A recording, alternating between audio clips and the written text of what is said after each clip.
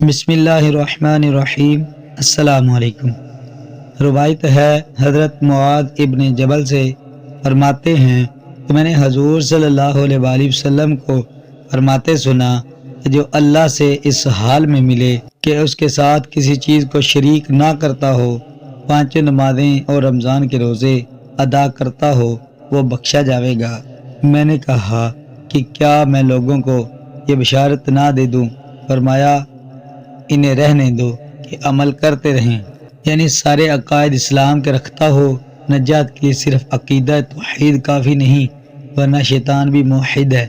اس کی تحقیق پہلے کی جا چکی ہے کہ ان جیسی نصوص میں شرک سے مراد کفر ہے۔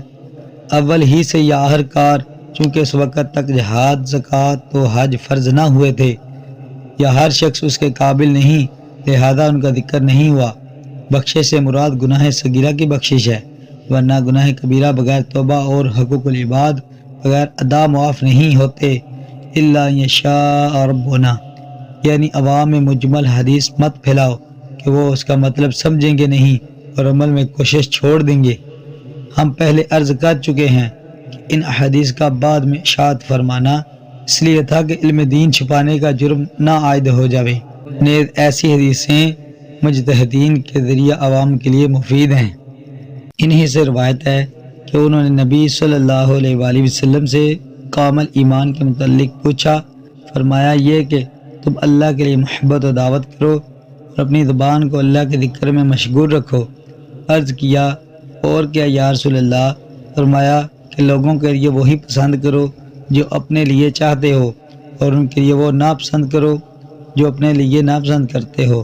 احمد، یعنی مومن کا کون سا حال اور کون سی خصلت بہتر ہے، جیسا کہ جواب سے معلوم ہو رہا ہے، تاکہ ذکر کی برکت زبان تک پہنچے اور اس سے ایمان کی قوت حاصل ہو کہ زبان ذکر اللہ سے تر رہے گی، وہ انشاءاللہ دوزخ کی آگ سے نہ جلے گی۔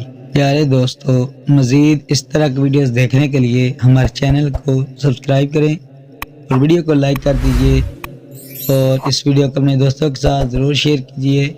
اس ویڈیو میں بس اتنا ہی، ملتے ہیں کسی اگلی ویڈیو میں، تب تک کے لیے اپنا بہت سارا خیال رکھیے گا۔